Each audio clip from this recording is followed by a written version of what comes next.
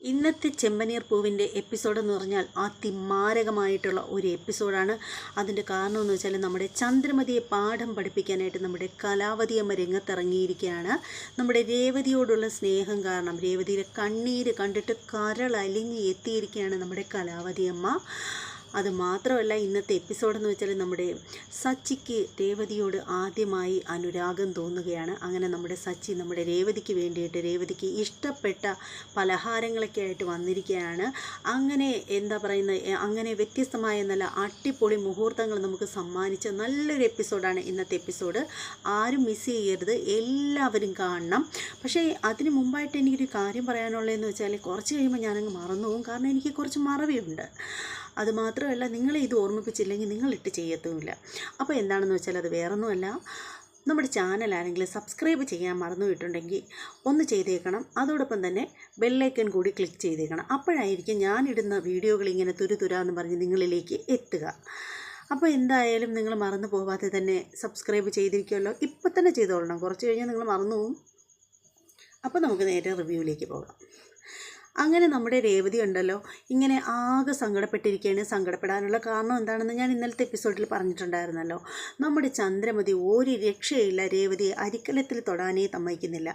അരിക്കലം വിട്ടൊരു കളിയേ ഇല്ല നമ്മുടെ ചന്ദ്രമതിക്ക്. കാരണം പറഞ്ഞിരിക്കുകയാണ്, നീ അരിക്കലത്തിൽ തൊട്ടു പോകരുത്, നിനക്ക് രാശി എന്ന് പറയുന്ന സാധനമില്ല, അതുകൊണ്ട് നീ അരിക്കലത്തിലേ തൊടരുത് എന്നിങ്ങനെ പറഞ്ഞിരിക്കുകയാണ്. അങ്ങനെ സച്ചിയാണെങ്കിൽ ഊണ് കഴിക്കാൻ വരാനുള്ള സമയമൊക്കെ ആയി വരികയാണ്. രേവതിക്കിട്ട് ഒന്നും വെക്കാനും പറ്റിയില്ല.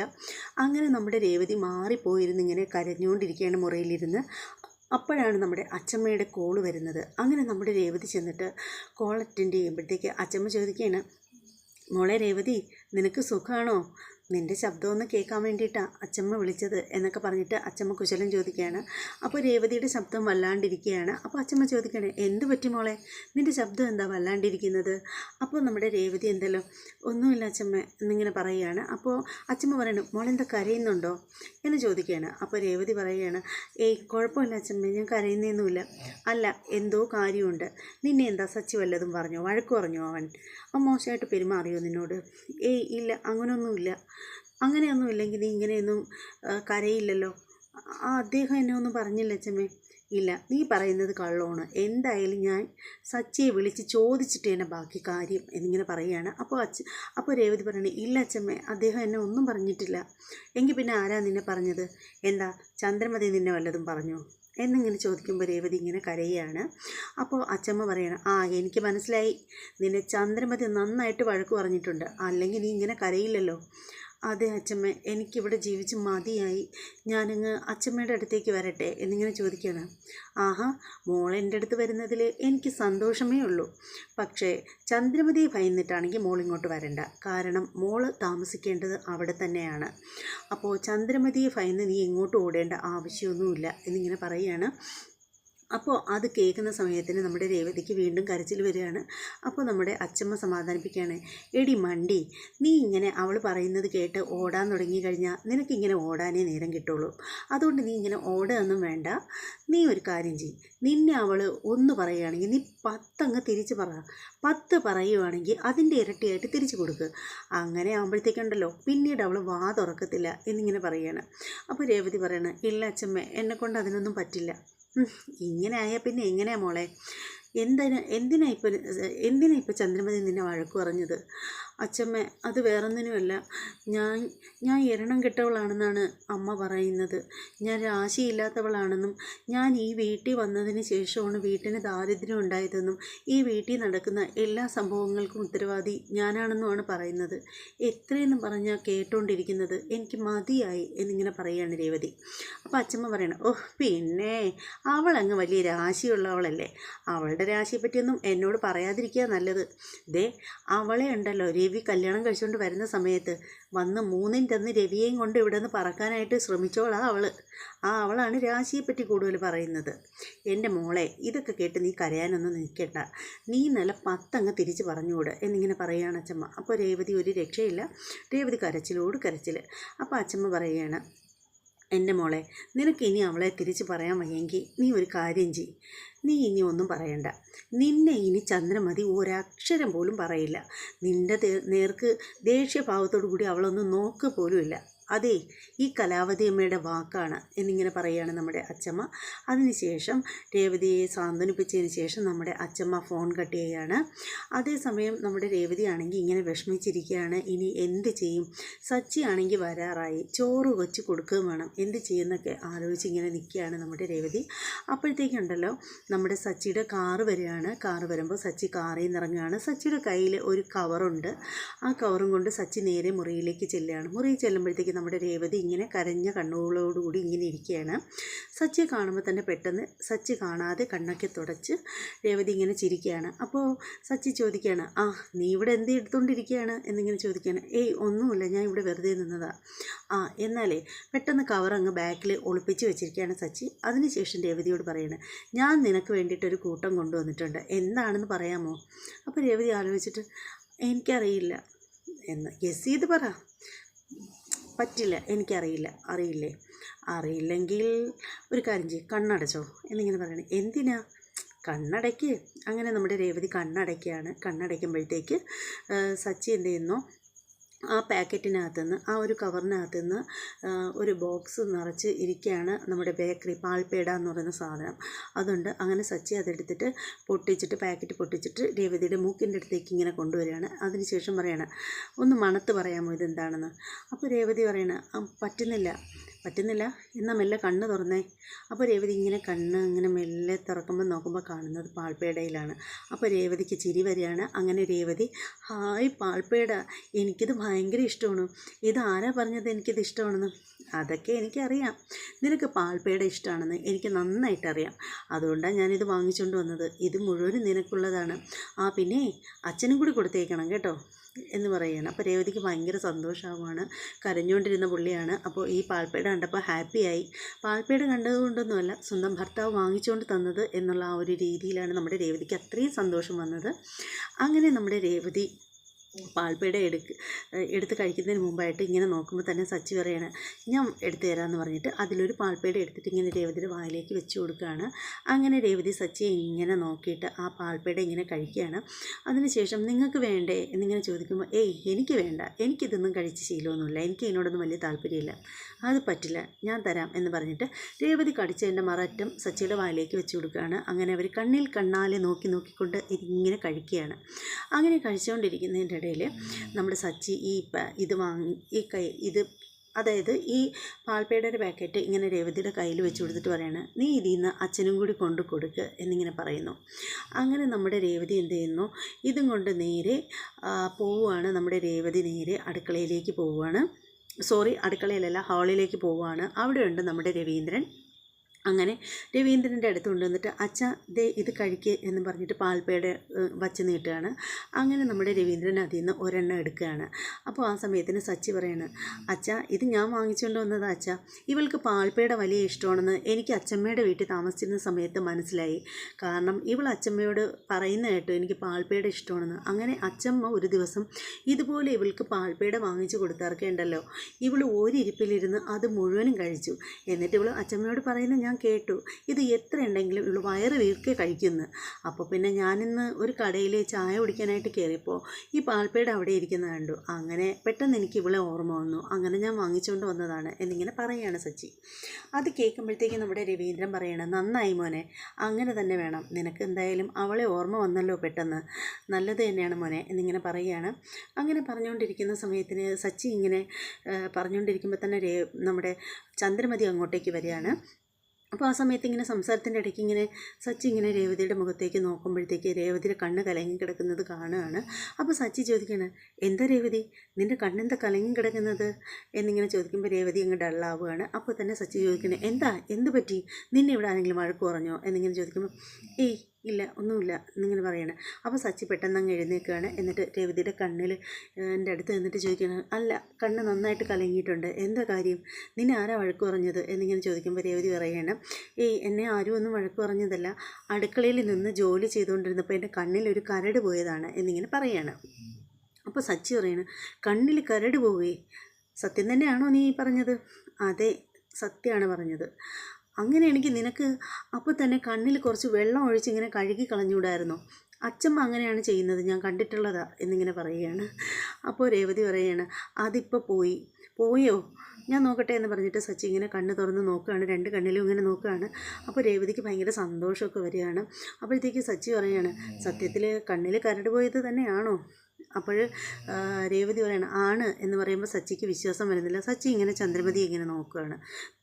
ഇവർ വല്ലതും പറഞ്ഞോ എന്നിങ്ങനെ ചോദിക്കുകയാണ്. അപ്പോൾ രേവതി പറഞ്ഞു, ഇല്ല, എന്നെ ആരും ഒന്നും പറഞ്ഞിട്ടില്ല. എങ്കിൽ പിന്നെ പോട്ടെ.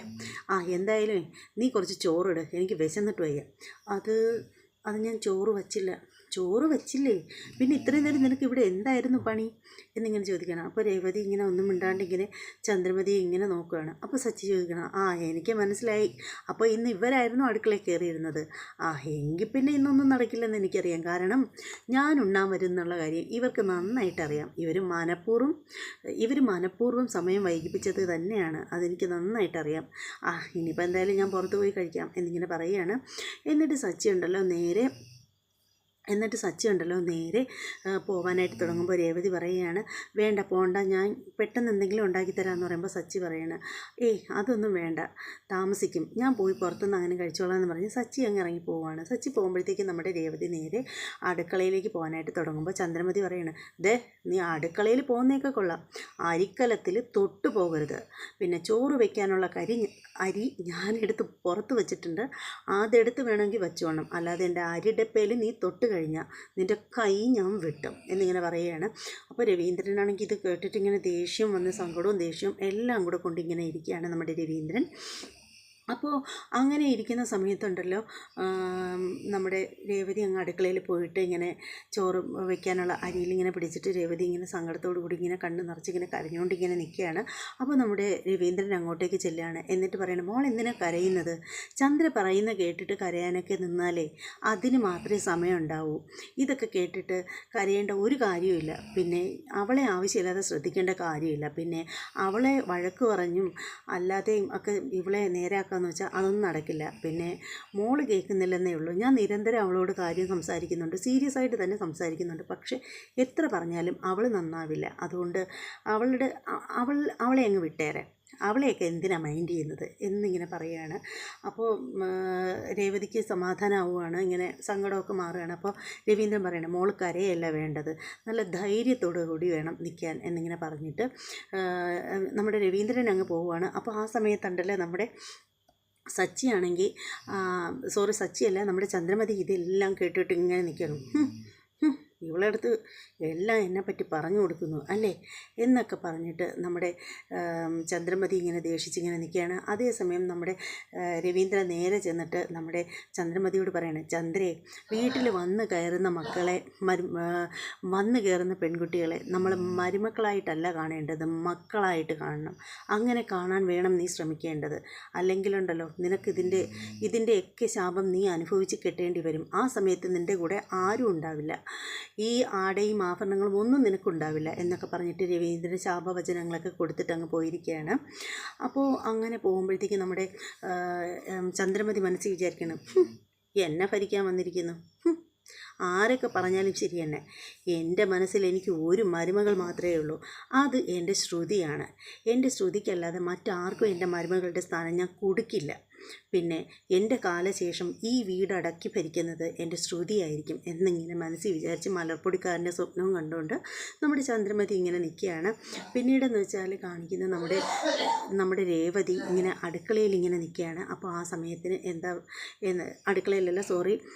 അടുക്കളയിൽ തന്നെ ഇങ്ങനെ നിൽക്കുകയാണ്. അപ്പോൾ ആ സമയത്തിന് ഒരു ഓട്ടോറിക്ഷ വരുന്ന ശബ്ദം കേട്ടിട്ട് രേവതി അങ്ങോട്ടേക്ക് ചെല്ലുകയാണ്. നോക്കുമ്പോൾ നമ്മുടെ അച്ചമ്മയാണ്. അച്ചമ്മയെ കാണുമ്പോൾ രേവതിക്ക് ഭയങ്കര സന്തോഷമാണ്. രേവതി പറയണം, അച്ചമ്മ എന്നാലും നല്ല ആളാണല്ലോ, അച്ചമ്മ എന്താ ഒരു പ്രതീക്ഷയും ഒരു അറിയിപ്പും ഇല്ലാതെ, മുന്നറിയിപ്പും ഇല്ലാതെ അച്ചമ്മ എന്താ ഇത്ര പെട്ടെന്ന് വന്നത് എന്നൊക്കെ പറഞ്ഞിട്ട് ചോദിക്കുകയാണ്. അപ്പോൾ നമ്മുടെ അച്ചമ്മ പറയണം, എനിക്ക് മോളെ കാണണമെന്ന് തോന്നി. അച്ചമ്മ ഞാൻ ഫോൺ വിളിച്ചപ്പോൾ ഒരു സൂചന പോലും തന്നില്ലല്ലോ. സൂചനയൊന്നും തരണ്ടെന്ന് തോന്നി എന്നിങ്ങനെ പറയുകയാണ്. അങ്ങനെ നമ്മുടെ അച്ചമ്മയുടെ രേവതി സംസാരിച്ചുകൊണ്ടിരിക്കുമ്പോൾ സച്ചി വരികയാണ്. സച്ചിയുടെ കാറിൽ വരികയാണ്. അപ്പോൾ സച്ചി അച്ചമ്മയെ കണ്ട ഉടനെ ഓടി വന്ന് ഹഗ് ചെയ്യുകയാണ്.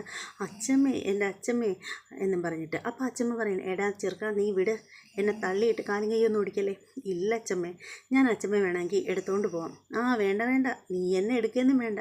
ഞാനെങ്ങാനും വീണ് എൻ്റെ കാലോ കയ്യോ ഒടിഞ്ഞാലുണ്ടല്ലോ, നാട്ടിലാണെങ്കിൽ പച്ചില മരുന്ന് വല്ലതും കഴിച്ച് അസുഖം മാറ്റാം. പിന്നെ ഈ ഇംഗ്ലീഷ് മരുന്ന് എനിക്ക് വേണ്ട, എനിക്കത് പേടിയാണ്, അലർജിയാണ് എന്നിങ്ങനെ പറയുകയാണ്. അപ്പോൾ സച്ചി പറയണം, അച്ഛമ്മ എൻ്റെ മസിൽ കണ്ടില്ലേ, എൻ്റെ മസിൽ കണ്ടില്ലേ അച്ഛമ്മേ, ഇത്രയും മസിലില്ലേ, അതുകൊണ്ട് ദേ ഈ പൊണ്ണത്തടിച്ചിനകത്ത് ഇവളെ വരെ ഞാൻ തൂക്കിയെടുത്തോണ്ട് പോയതാ. പിന്നെ ഈ അച്ഛമ്മ, നീ വേണമെങ്കിൽ അവളെ എടുത്തോണ്ട് നടാ, നിലത്ത് വെക്കാതെ കൊണ്ടു കിടന്നോ, പക്ഷേ എന്നെ എടുക്കണ്ട. ഒരു ദിവസം ഞാൻ അച്ഛമ്മയെ എടുക്കും എന്ന് പറഞ്ഞിട്ട് ഇങ്ങനെ അവരുടെ സംസാരം ഇങ്ങനെ പോവുകയാണ്. അങ്ങനെ നമ്മുടെ അച്ഛമ്മയുടെ ബാഗും മേടിച്ചിട്ട് രേവതി അകത്തേക്ക് വരികയാണ്. അപ്പോൾ ആ സമയത്തിൽ നോക്കുമ്പോൾ നമ്മുടെ രവീന്ദ്രൻ അങ്ങോട്ട് വരികയാണ്. അങ്ങനെ അവരെല്ലാവരും ഡൈനിങ് ടേബിളിന് ചുറ്റും ഇങ്ങനെ നിരന്നിരിക്കുകയാണ്. രേവതി വെള്ളം എടുക്കാൻ പോവുകയാണ്. അങ്ങനെ നമ്മുടെ അച്ചമ്മയ്ക്ക് കുടിക്കാൻ വേണ്ട വെള്ളമൊക്കെ രേവതി കൊണ്ട് കൊടുക്കുകയാണ്. അങ്ങനെ നമ്മുടെ അച്ചമ്മ വെള്ളം കുടിക്കുകയാണ്. അപ്പോൾ ആ സമയത്ത് നമ്മുടെ ചന്ദ്രമതി അങ്ങോട്ടേക്ക് വരികയാണ്. അപ്പോൾ ചന്ദ്രമതിയോട് പറയുകയാണ്, എൻ്റെ ചന്ദ്രേ, നീ കണ്ടില്ലേ നിൻ്റെ മരുമകളെ എങ്ങനെയാണ് എന്നെ സ്വീകരിച്ചതെന്ന്. സ്വന്തം മരുമകളെ കണ്ടു വേണം നീ പഠിക്കാനായിട്ടുള്ളത്. ഇത്രയും നാളായിട്ട് നിനക്ക് വീട്ടിൽ വരുന്നവരെ എങ്ങനെയാണ് സ്വീകരിച്ചിരുത്തേണ്ടതെന്നെങ്കിലും നിനക്കറിയാമോ ചന്ദ്രേ? സ്വന്തം അമ്മായിയമ്മയോട് എങ്ങനെ പെരുമാറണമെന്ന് നിനക്കറിയാമോ? ഇല്ലല്ലോ. ഈ കാര്യങ്ങളൊക്കെ നീ നിൻ്റെ മരുമകളിൽ നിന്നെങ്കിലും പഠിച്ചെടുക്കാൻ നോക്ക്. നിന്നിൽ നിന്നാണ് അവളിതൊക്കെ പഠിക്കേണ്ടിയിരുന്നത്, പക്ഷേ നിനക്ക് അവളിൽ നിന്നെല്ലാം പഠിക്കേണ്ട ഗതികേടാണ് വന്നിരിക്കുന്നത് എന്നിങ്ങനെ പറയുകയാണ് അച്ചമ്മ. ചന്ദ്രമതിയുടെ മുഖമാണെങ്കിലുണ്ടല്ലോ കലം കെട്ടി വെച്ച് കണക്ക് ഇത്രയും ഉണ്ട് ചന്ദ്രമതിയുടെ മുഖം. അത്രയ്ക്ക് ദേഷ്യപ്പെട്ട് നമ്മുടെ ചന്ദ്രമതി ഇങ്ങനെ നിൽക്കുകയാണ്. അപ്പോൾ ആ സമയത്തിന് നമ്മുടെ രവീന്ദ്രൻ പറയണം, കണ്ടില്ലേ മോളെ, നിന്നെക്കുറിച്ച് അമ്മ പറഞ്ഞത്. അമ്മ ആരെക്കുറിച്ചും അങ്ങനെ നല്ലൊരു വാക്ക് പറയുന്നതല്ല. നിന്നെക്കുറിച്ച് പറഞ്ഞെങ്കിലേ നീ അത്രയും നല്ല കുട്ടിയായിട്ടാണ് എന്നിങ്ങനെ പറയണം. അത് കേൾക്കുമ്പോൾ സച്ചി പറയണം, കേട്ടോ രേവതി, അച്ചമ്മ നല്ലതാണെന്ന് പറഞ്ഞെങ്കിൽ നീ ഏറ്റവും നല്ലവൾ തന്നെയാണ് എന്നിങ്ങനെ സച്ചി പറയുകയാണ്. നമ്മുടെ ചന്ദ്രമതി ഇങ്ങനെ ദഹിപ്പിക്കുന്ന രീതിയിൽ ഇങ്ങനെ നോക്കിക്കൊണ്ട് നിൽക്കുകയാണ് നമ്മുടെ രേവതിയാണെങ്കിലും ആൺപേടയെ പോലെ ഇങ്ങനെ പേടിച്ച് ഇങ്ങനെ നിൽക്കുകയാണ് നമ്മുടെ രേവതി. അങ്ങനെ അതോടുകൂടി ഇന്നത്തെ ചെമ്പനീർ പൂവ് സീരിയലിൻ്റെ എപ്പിസോഡ് തീരുകയാണ്. എപ്പിസോഡ് എല്ലാവർക്കും ഇഷ്ടമായി എന്ന് വിശ്വസിക്കുന്നു. ഇഷ്ടമാവുകയാണെങ്കിൽ തീർച്ചയായും നമ്മുടെ ചാനൽ സബ്സ്ക്രൈബ് ചെയ്ത് ബെല്ലൈക്കൺ കൂടി ക്ലിക്ക് ചെയ്തേക്കുക, കമൻറ്റ് ചെയ്യുക, ലൈക്ക് ചെയ്യുക, ഷെയർ ചെയ്യുക. ഇനി മറ്റൊരു എപ്പിസോഡിൻ്റെ റിവ്യൂമായിട്ട് ഉടനെ കാണാം. അതിനു മുമ്പ് പറയേണ്ടത്, ഈ റൂമിൽ ആളുകളല്ല, എൻ്റെ അമ്മ കിടന്ന് കൂർക്കം വലിക്കുന്നുണ്ട്. ആ കൂർക്കം വലിയാണ് നിങ്ങൾ ഇത്രയും നേരം കേട്ടുകൊണ്ടിരിക്കുന്നത്. അപ്പോൾ എന്തായാലും ഇനി മറ്റൊരു എപ്പിസോഡിൻ്റെ റിവ്യൂമായിട്ട് നാളെ കാണാം. അതുവരെ എല്ലാവർക്കും ബൈ.